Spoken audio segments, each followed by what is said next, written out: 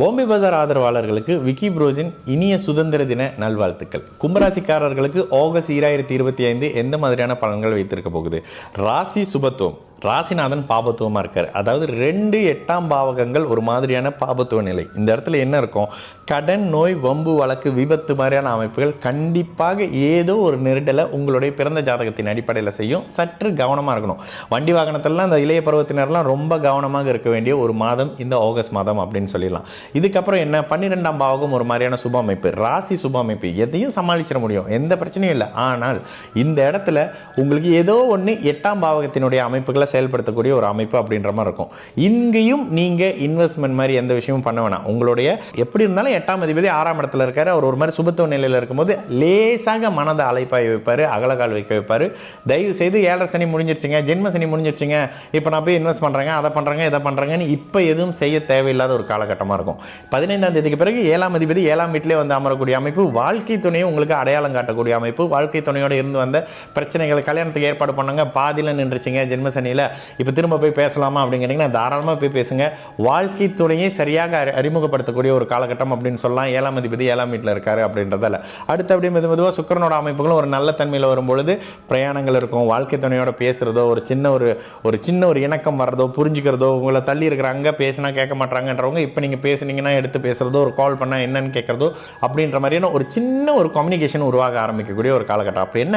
7ஆம் பாவகத்தினுடைய நல்ல சைன். எனக்கு ஆல்ரெடி திருமணம் ஆச்சுங்க, இப்போ எனக்கு என்ன மாதிரி இருக்குங்க அப்படின்னு கேட்டிங்கன்னா, கணவன் மனைவி அமைப்புகள் இருந்து வந்த உறவுகள் இன்னும் மேம்படக்கூடிய அமைப்பு, ஒருத்தர் கொஞ்சம் அதிகமாக காதல் பண்ணுறதோ, லவ் பண்ணுறதோ அப்படின்ற மாதிரி அமைப்புகள் வருவீங்க. நல்ல தன்மைகள் இருக்க ஆரம்பிக்கும். பொருளாதாரத்துக்கு உயர்வுக்கான சில விஷயங்கள் இருக்கும். இந்த 6ஆம் இடத்துல சுக்கிரன் இருக்காரு அப்படின்றதுனால என்ன? 6ஆம் இடத்துல அவருக்கு மறைவு கிடையாது. ஆனாலும் 6ஆம் பாவகத்தினுடைய கடன் அமைப்புகளை உருவாக்குவார்ல, சுக்கிரனின் காரக கடன்கள் வரும். வீடு வாங்குறதுக்கான பிளான் பண்ணுவீங்க, வாகனம் வாங்குறதுக்காக பிளான் பண்ணுவீங்க, வாகனத்தை மாற்றலாமா, வீடை ரெனோவேஷன் பண்ணலாமான்ற மாதிரியான உங்களுக்கு தேவையான சுக்கிரன் சம்பந்தப்படக்கூடிய அமைப்புகளில் கடன் ஏற்படக்கூடிய ஒரு அமைப்பாக இருக்குங்க. மீண்டும் 3வது வருஷமா பாம்பே பஜார் தீபாவளி டூர் நாடெங்கும் களத்துல இறங்க போறோம். ஷாப்பிங் பண்ண நீங்க ரெடியா? நீங்களும் ஆன்லைன்ல பிசினஸ் செய்றீங்களா? பாம்பே பஜார்ல எங்க கூட சேர்ந்து பயணம் பண்ண போறீங்களா?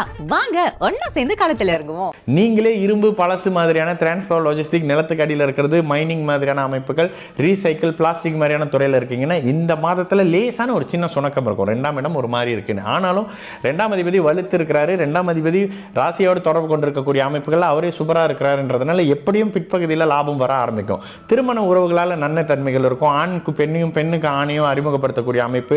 பெண்களுக்கு கணவனுடைய வீட்டில் மாமனாரோ மாமியாரோ அமைப்புகளில் இருந்து வந்த பிரச்சனைகள் படிப்படியாக விலகக்கூடிய அமைப்பு. உங்களையே புரிஞ்சுக்குவாங்க.